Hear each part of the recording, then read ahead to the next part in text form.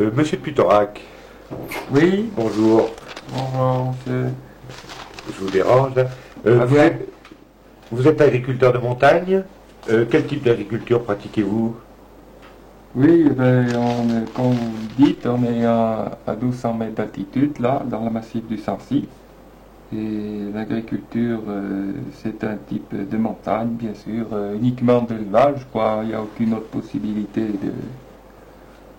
que de faire de l'élevage ici, quoi. Toute culture est impossible. Et qu'est-ce que vous faites comme élevage alors? Eh bien, nous avons un petit élevage caprin et puis un élevage bovin qui est en extension depuis 4 ans. Oui, et vous avez quel type d'élevage bovin vous faites? Enfin, il y a quelque chose de particulier? Ah, ben, ce qu'il a de particulier, c'est que c'est uniquement un élevage ferrandaise. C'est-à-dire que à la suite de la visite d'un technicien de l'IPM et de contact avec le parc des volcans, on a pris un peu pour voir comme ça une ou deux vaches ferrandaises. Et enfin, on avait quelques salaires avant et on a été très surpris, il faut dire, des potentialités de cette race, quoi, que nous ignorions complètement. Oui, Et, vous pouvez vous me dites là que vous avez des ferrandaises, mais moi je ne sais pas ce que c'est. Vous pouvez me présenter cette espèce bovine, cette race? ah ben c'est c'est la race du pays, quoi, normalement, sauf que nous on est trop jeunes pour l'avoir connue comme elle était, mais enfin c'est une race dont le standard a été défini, enfin qui avait un airbook en 1905.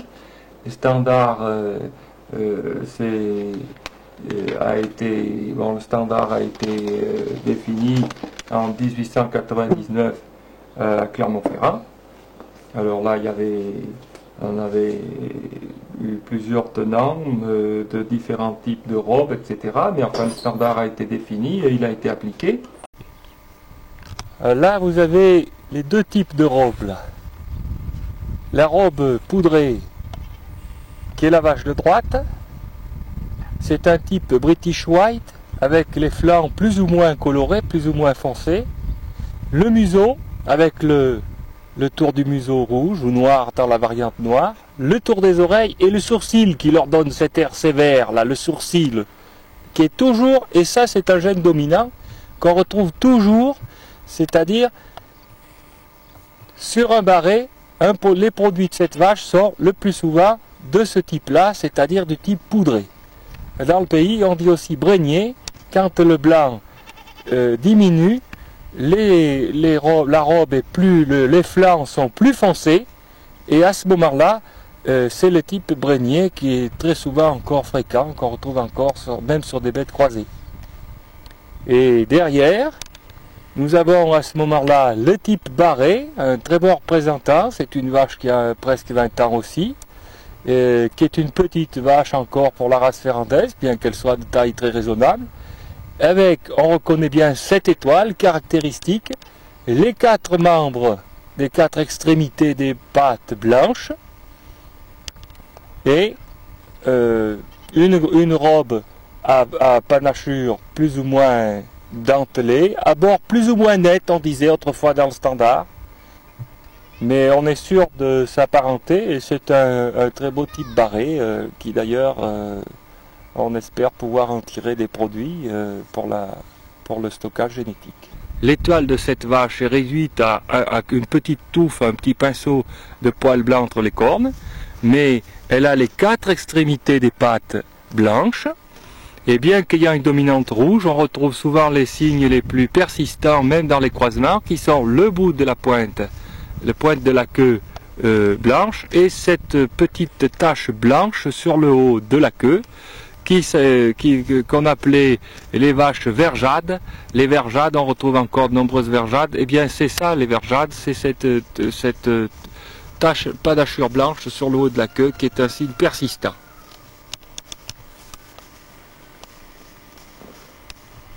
Et sinon, ce sont des vaches qui ont quelle caractéristique, enfin, ou quelle qualité, quelle allure?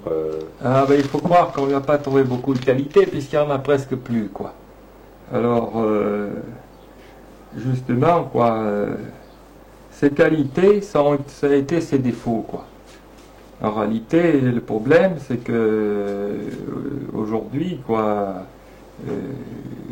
les critères économiques, quoi, ont imposé la même vache pour faire du lait, la même vache pour faire de la viande, mais en fait, si on doit, la première qualité de cette race, c'est d'être adapté à son pays, c'est-à-dire aux conditions extrêmement rigoureuses qu'il y a dans notre montagne.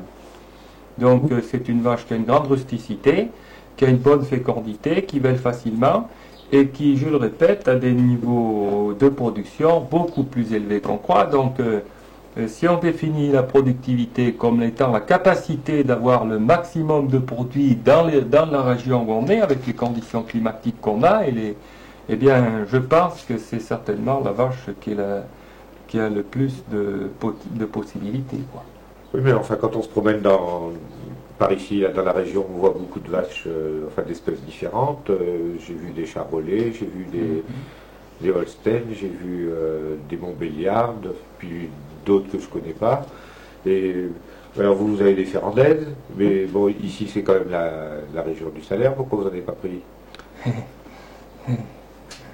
Non, la région du Salaire, évidemment, depuis, je pense, dans les années 1880, le Salaire s'est développé sur cette zone. Enfin, les gens pensent que c'était la zone Salaire, mais enfin, ça, vraiment, dans le massif du Sancy, on est sûr, par exemple, la zone de l'accueil, c'était absolument ferrandais. En réalité, la Salaire a gagné sur la ferrandaise parce que leur bouc s'est constitué 40 ans avant, qu'il y avait une sélection qui s'était opérée sur cette vache. Mais la vache Salaire, en réalité, c'est les gens d'ici vont encore chercher d'ailleurs leur Salaire dans le Cantal. Donc le Salaire, c'est la vache du Cantal. Voilà. Et la ferrandaise, c'est la vieille grâce du Puy-de-Dôme, c'est la vache du Puy-de-Dôme. Mais alors comment ça se fait qu'on n'en voit plus c'est une vache qui n'était pas si adaptée que ça finalement? Mais une race, c'était une race à... pourquoi on n'en voit plus? C'est ça votre question? Eh bien oui, pourquoi? Remarquez, il n'y a presque plus de femmes non plus dans la campagne par ici. Alors on peut se demander pourquoi elle a disparu aussi. Alors. Non, plus sérieusement, on sait très bien les raisons pour lesquelles les choses se sont développées petit à petit, quoi. En fait, on sait une race ne disparaît pas comme ça, bien sûr. Mais ça n'est pas du tout pour ses capacités de savoir si elle était ou non adaptée, c'est pas ça. C'est une race qui a d'énormes potentialités, je le répète, et en réalité, elle a disparu pour des raisons économiques, bien sûr, c'est-à-dire que les critères bien sûr, aujourd'hui, on a des vaches qui font 7000 litres de lait, on a des charolaises qui ont des gros... mais qui sont toujours placées dans des conditions optimum. C'est-à-dire qu'en réalité, comme tout de suite avec l'année de sécheresse qu'il y a actuellement, eh bien, on avait ce matin à la maison, tout à l'heure vous l'avez vu, des gens qui nous disaient que leur Holstein avait plus presque arrivé, ils produisaient moitié de lait, parce qu'ils achètent beaucoup de concentré tout de suite pour essayer de pallier cette sous-alimentation. Et alors, adapté à son pays, ça veut dire capable de supporter des périodes de sous-alimentation, capable de pouvoir en fait faire des réserves qu'elles libéreront dès qu'elle faudra produire. Donc en fait, la difficulté de se comprendre, c'est bien du fait que la question est de savoir, est-ce que la vache, bien sûr, il n'y a pas de ferrandaise à 9000 ou à 10 000 litres de lait. Enfin, quoique à la maison, vous verrez tout à l'heure, j'ai une vache là qui a 22 ans, fait 30 litres de lait par jour. C'est bien la preuve qu'on peut avoir de très bonnes laitières quand même dans ces races rustiques. Mais je crois que surtout, le fond de l'affaire, c'est qu'elle est capable de produire dans des conditions difficiles où une autre vache ne produira plus rien. Elle produira plus qu'une autre dans ces conditions difficiles. Oui, je comprends, je commence à comprendre, mais vous me dites qu'elle a pratiquement disparu, ça veut dire quoi vous pouvez me parler des effectifs ou de l'évolution des effectifs? Il en reste effectivement très peu, quoi. Enfin, il y a des vaches croisées, encore, quelques-unes. Et puis alors, bon, au niveau des effectifs, vous me dites, mais bon, les effectifs, c'est l'ITEB tient un fichier PEPT là, annuellement. Bon, le dernier recensement donnait autour de 200 vaches en race pure, ou au moins 3/4 et plus, quoi. Mais en réalité, avec les quotas qui ont fini d'éliminer les petits producteurs, quoi, on a aujourd'hui, je pense qu'il reste à peu près 120 vaches en race pure. Oui. Et à son heure de gloire, alors c'est qui se monte à combien? C'est sûr que les éleveurs salaires, au lieu de se moquer de nous, ferait mieux de regarder un peu ce qui se passe, parce que il y avait encore plus de 30 000 salaires dans les années en 63, au recensement 63, il y avait encore, je vous dis, plus de 30 000 ferrandestes. Aujourd'hui, il y a moins de 10 000 salaires dans le département. Donc, ce qui nous est arrivé, quoi, ça pourrait bien leur arriver. D'ailleurs, tous les signes y sont, quoi. Donc, c'était pas une sous-race, hein, la ferrandaise, c'était pas une race locale. C'est d'ailleurs la race française, de toutes les races françaises, qui a perdu le plus d'effectifs. Il y avait plus de 300 000 salaires avant, 300 000 ferrandaises avant les années 1900. Et c'était la seule race je vous dis, du pays, quoi. Ça n'était pas une race importée, quoi. Hein. C'est impressionnant, c'est effectivement très impressionnant. Et en combien de temps ça s'est fait, cette disparition? Eh bien, ça s'est fait par étapes. Bien sûr, ça ne s'est pas fait du jour au lendemain, c'est certain. C'est certain. Il y a eu un ensemble de raisons. Alors, la première disparition de la ferrandaise, elle a d'abord eu lieu en Limagne. C'est-à-dire, comme c'était aussi une vache de travail, alors avec l'arrivée de la mécanisation, enfin même avant, de toute façon, elle a d'abord disparu de la Limagne. Et après, il y a eu 2 aires de résistance qui ont été au-dessus des montagnes d'Herbert, et puis surtout la zone de l'accueil, Rochefort, le bassin de Rochefort, ce qu'on appelle le bassin de Rochefort, où là, il y a eu réellement un noyau très important de résistance de la ferrandaise, avec des vaches de très haut niveau laitier, de très haut niveau génétique, et avec des gens, moi je connais personnellement quelqu'un qui en 52, quand il a pris la ferme son père a pris la retraite de cette femme-là. Elle a cédé la ferme à son fils et à son gendre, et dans le bail, il avait fait spécifier en 1952 que les jeunes devaient y laisser la ferme à condition qu'ils conservent bien la race ferrandaise, à l'exclusion de toute autre race. Et ça prouve bien, enfin, des gens comme M. Darpoux, par exemple, qui ont été des gens très importants au niveau de ce qui est aujourd'hui la DDA, puisqu'il en était les directeurs, ont été de fervents défenseurs de la ferrandaise. Et il faut dire que c'est les pouvoirs publics qui ont signé l'arrêt de mort de la ferrandaise, comme beaucoup d'autres races françaises, puisqu'il leur semblait que c'était une façon de progresser économiquement que de s'en séparer. Oui, mais c'est peut-être une réalité, puisque si beaucoup d'agriculteurs ont abandonné cet élevage, c'est peut-être parce qu'ils y trouvent leur compte. Alors vous êtes nostalgique du passé Parmi. Ça arrangerait bien les gens, dans le fond, qu'on puisse cantonner le travail qui se fait au niveau de cette sauvegarde. Ça arrangerait bien les gens qu'on puisse nous classer dans une catégorie comme ça. Le passé, moi, ne m'intéresse pas, quoi. Il m'intéresse absolument pas. C'est l'avenir qui m'intéresse.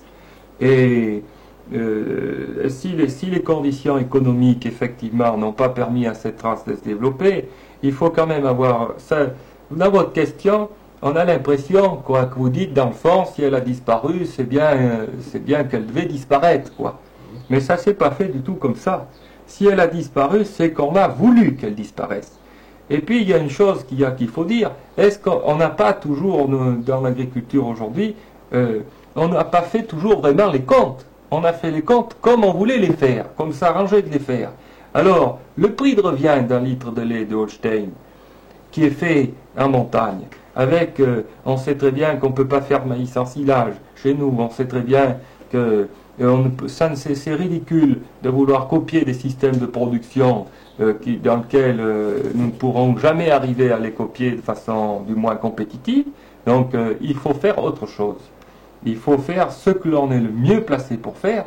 Et le prix de revient d'un litre de lait, par exemple, de Salaire ou de Ferrandaise, je ne suis pas sûr du tout qu'en réalité, il ne soit pas plus faible que le prix de revient d'un litre de lait d'Holstein. Je suis même certain du contraire. Donc, la rentabilité, il faut l'apprécier sur des critères objectifs, mais en faisant les comptes jusqu'au bout. Et c'est ça le fond de l'affaire. c'est que par le biais des subventions, par le biais des organismes, on a fait pencher la balance volontairement dans un système, mais dont la réalité économique n'est pas du tout celle que l'on croit. Bon, on reviendra peut-être un petit peu sur des aspects techniques, là, comme ça, mais vous me dites que c'est une race en voie de disparition, mais alors est-ce qu'il y a quelque chose qui est fait pour l'empêcher? Parce que c'est assez quand même impressionnant de voir qu'une race qui comptait plus de 200 000 têtes de bétail en 60 ans et tout est passée pratiquement à zéro. Alors, eh bien, disons qu'il y a eu au niveau national un programme de sauvegarde de ce qu'on appelle les races à très petits effectifs, mais enfin, comme on vient de dire, c'était des races à effectifs plus importants, parfois très importants, comme la Ferrandelle,